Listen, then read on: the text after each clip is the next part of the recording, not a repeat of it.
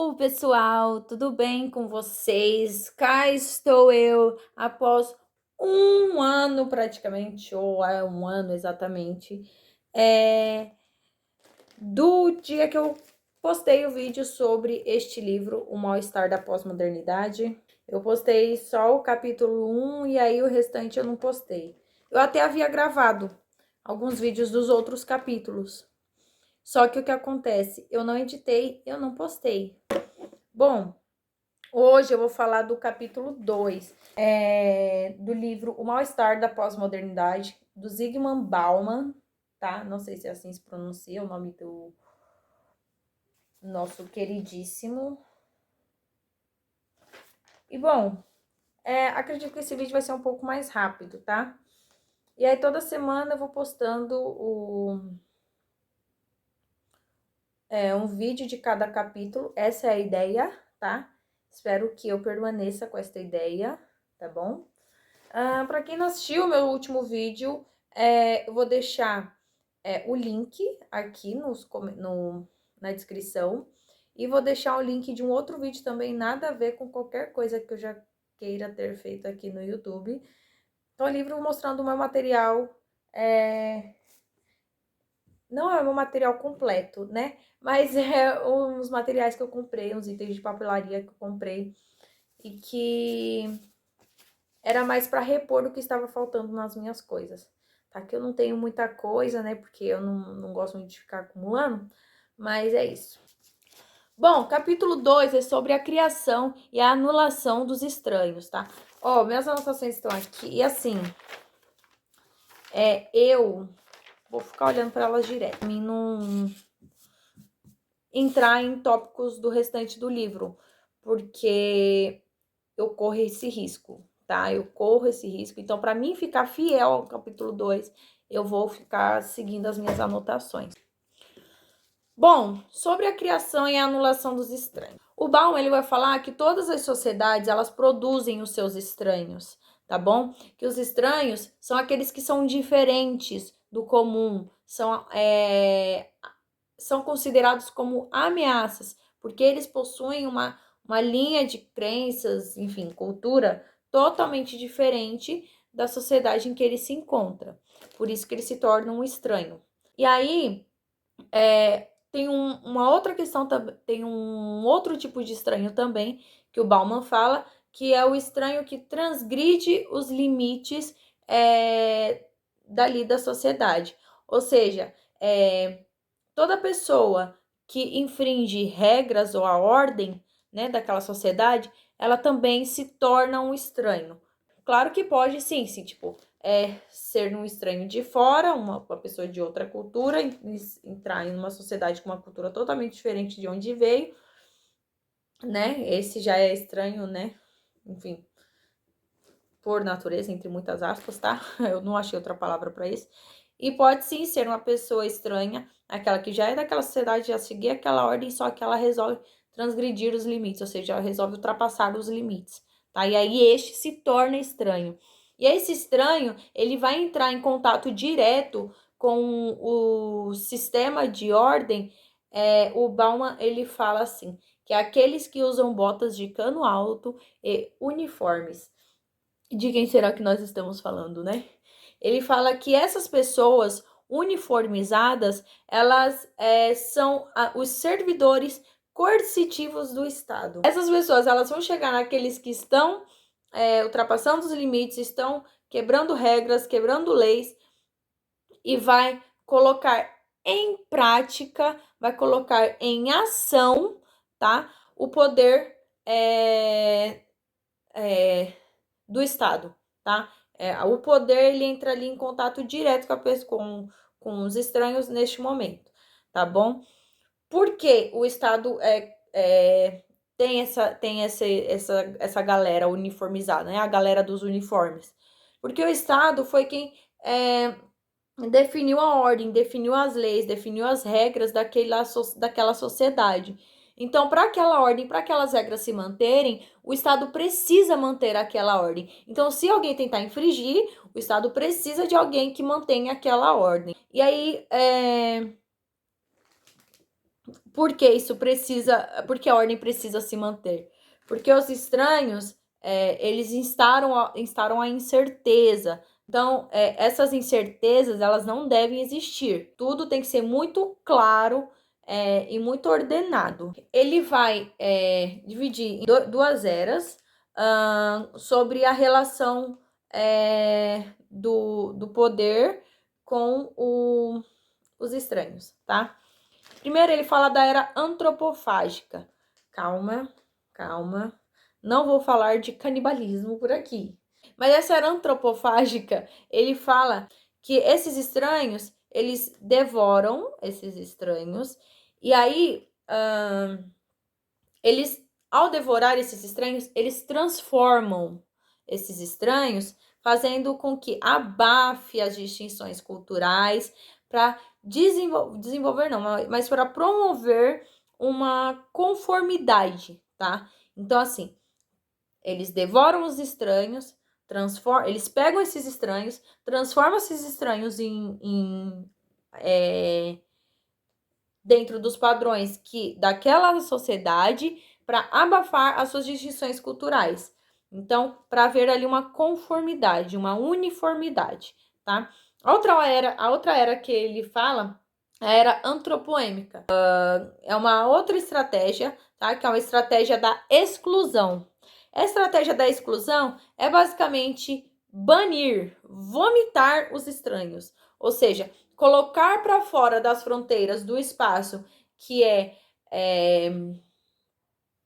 ordenado, colocar para fora esses estranhos. Daí, o Bauman fala dos guetos, né, que a gente poderia chamar de favelas. Então, assim, tudo aquilo que não está conforme a ordem, não traz aquele estado de pureza. Lembrando, o estado de pureza, o vídeo está aqui na descrição, que é o primeiro vídeo bem antigo, mas é o primeiro vídeo. Tudo que tá ali fora daquele estado de pureza, de ordem, ele tem que ser banido. Esses vão para fora das fronteiras. Só fica dentro da fronteira aquilo que traz aquele estado de pureza, aquela harmonia. Então, caso não consigamos, né, o Estado não consiga, não queria falar isso. Caso o Estado não consiga manter esse mundo ordenado, né, dentro de suas fronteiras, o que eles fazem? Eles destruem fisicamente esses estranhos, tá? Caso não dê para banir, expulsar, eles destroem, tá? Simples, beleza? Agora a gente vai entrar num outro quesito sobre a questão do estranho, sobre a identidade. Dentro da modernidade, a identidade ela era promovida como um projeto de vida. Toda aquela ideia de emprego estável, família, casa ideal, filhos, projeto de vida ideal. Esse era o projeto de vida ideal, né? O que a gente chama hoje de família tradicional brasileira. Podemos dizer sim, é o cara que vai lá, trabalha e sua esposa está em casa cuidando dos filhos, né? Todo esse projeto de vida era uma formação, uma construção de uma identidade. Esse projeto de vida era considerado como a construção da identidade. Então, assim, era todo aquele planejamento que a gente tinha a longo prazo. Só que o que acontece? Quando entra na pós-modernidade, o sentimento dominante agora é de incerteza. Por quê?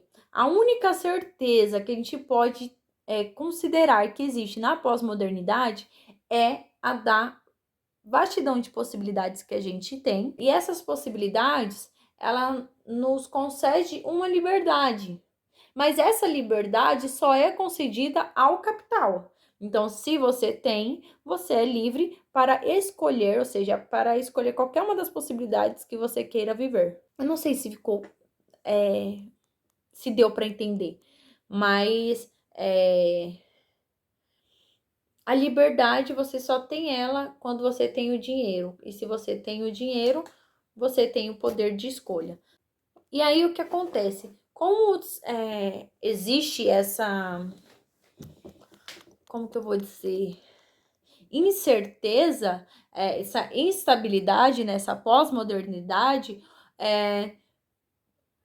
a questão do emprego, ela se tornou muito mais instável. Por quê? Porque os empregos, vocês podem até reparar, hoje em dia é muito mais comum a gente ver empregos que os acordos são por contratos e não são empregos que imediatamente já são CLT, né? Tem emprego por aí afora, tipo de professor, que hoje em dia, né, já não, até o momento, não tem mais nenhum concurso, não tem mais CLT, não tem nada disso. É contrato, tá? Pelo menos professor do estado, né? Eu não sei se mais para frente vai ter concurso para o estado, mas enfim, né? Isso não vem ao caso. Outra coisa que também é totalmente estável é a identidade. Antes poderíamos dizer que a identidade ela era uma construção, tá? Aquele padrão de vida para você chegar num padrão de vida ideal, né?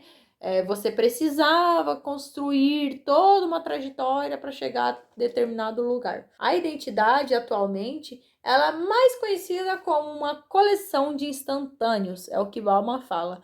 É uma coleção de novos começos. A gente toda hora tá recomeçando, toda hora tá recomeçando. Uma hora a gente tá aqui no 0, outra hora a gente tá no 10, outra hora a gente tá no 5, outra hora a gente tá no 0, outra hora a gente tá lá no 9, outra hora a gente tá lá no 10. Então, assim, a vida ela é mais instável, porque se tudo à nossa volta é instável, não tem como a nossa vida ser estável. Então a identidade ela se molda o tempo todo às diversas experiências que a gente acaba passando. E, consequentemente, os valores sempre tendem a possuir novos significados. Então, os valores também são instáveis. Os valores também são trocados por novos valores. O significado que as coisas possuem sempre tendem a possuir novos significados, novas interpretações. Portanto, tendo tudo isso em vista, os estranhos eles se tornam o nosso espelho. Eles são a construção incessante da identidade. E assim, se a gente for parar para ver, for parar para reparar, o estranho na pós-modernidade é o comum. Tem uma coisa muito importante. Não, acho que eu falei sobre a pobreza passar a ser a negação da liberdade do consumidor. Tanto a modernidade quanto a pós-modernidade, a gente vive nesse sistema capitalista, porque não mudou. Mais pra frente a gente vai ver o porquê que o Bauman fala que a gente não saiu de uma modernidade, né? Porque o sistema ele permanece o mesmo, tá? Mas enfim, isso é mais pra frente. E aí, pra finalizar, né? Não esquece de curtir esse vídeo, compartilhar, comentar, sei lá. No outro vídeo, gente, eu sou muito perdida. Eu não sei mexer nas coisas. No outro vídeo, eu só fui ver que tinha comentário, semana passada, entendeu? Então, assim, desculpa. Mas comenta aí, que eu tô aprendendo, é bom pra mim aprender. E aí vamos fazer as distinções pra meio que revisar tudo que a gente falou, né? Primeiro, a modernidade fala que não é justo precisar dos estranhos, já que eles ameaçam a cultura e a tradicionalidade.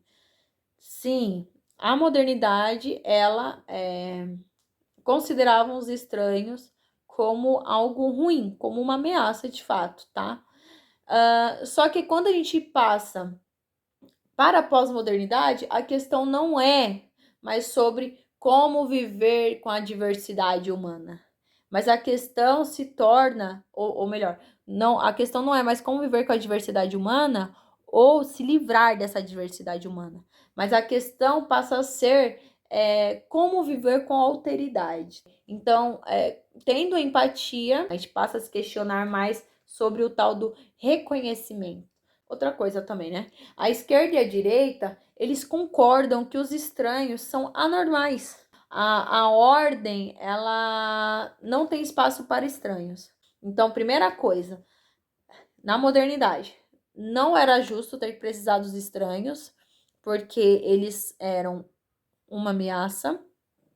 E a esquerda e a direita concordavam que os estranhos não teriam espaço dentro da sociedade, porque eles são anormais, porque eles são diferentes, não seguem a ordem. Quando a gente vem para a pós-modernidade, tem a questão não é mais sobre viver com a diversidade humana, mas sim viver com alteridade, com reconhecimento do outro, com empatia. E na pós-modernidade também, tanto a esquerda e a direita passam a acreditar que o estranho precisa de proteção. E aí, nesse capítulo, o Bauman dedica bastante a um termo chamado viscosidade, tá? Eu não lembro aqui onde eu marquei, mas o Bauman ele fala muito sobre a viscosidade, ela progredir, ela aumentar. Que viscosidade é essa? Essa viscosidade é algo que ela passa a se agarrar, tá? Se unir, se prender a algo. Quando a viscosidade entra em contato com alguma coisa, ela se prende nessa outra coisa. E quando ela se prende nessa outra coisa, se você se deixa imergir, não tem como ter mal-estar. Por que não tem como ter mal-estar se você se deixar imergir na viscosidade? Porque aquilo vai se tornar parte de você. Você não vai ter medo de se dissolver dessa viscosidade. Outra coisa também que ele fala é sobre a liberdade de estar frente a frente com o dever de autoafirmação. A gente precisa se autoafirmar toda hora quem nós somos, né? O que nós somos. E a liberdade, por estar ligada ao capital, ela nos prende em relação a isso. Ali, o Bauman fala que a liberdade ela está frente a frente com o dever da autoafirmação. A gente tenta se reafirmarmos o que nós somos o tempo todo. Só que a liberdade ela está ligada ao capital. Se a liberdade está ligada ao capital, o capital vai fazer o quê? Vai polarizar. Quem tem, quem não tem, não tem. Ou quem tem um pouquinho, ou quem tem mais ou menos. Vai polarizar as pessoas, né? Cada pessoa, de acordo com de acordo com como ela consegue ser livre, né? Ela vai entrar dentro de um grupo, tá? E aí, se a pessoa quer se autoafirmar, ser algo o tempo todo, essa individualização, essa identidade, né? Essa individualização, essa identidade, essa coisa do eu, ela não tem, tá bom? Não existe, tá bom? Porque nós somos polarizados o tempo todo de acordo com nossa liberdade. Então, assim, a pós-modernidade, ela não vai ampliar a liberdade. Ela vai redistribuir. Gente, para esse segundo capítulo foi isso, tá? Foi isso. É bom dar uma lida no livro, eu não sei se tem PDF aí da internet. Semana que vem a gente vai pro capítulo 3. Eu tô tendo que reler, né? Claro. Mas é isso. Eu espero que vocês tenham gostado. Eu espero que vocês tenham entendido. Não deixa de curtir. Curte esse vídeo. Eu sei que eu sou meio atrapalhada, mas eu tô tentando, tá bom? Eu tô tentando. É mais gostoso ler do que ficar editando, entendeu? Eu gosto muito de explicar também. Mas editar é um negócio difícil. Eu não sou boa com essas coisas, tá? Por isso que as edições não são maravilhosas. Mas é isso, tá? Eu só preciso falar sobre as minhas leituras. Mas às vezes a vergonha me pega de um jeito e aí eu dou aquela sumida. Mas tá tudo bem, tá? Tá tudo bem.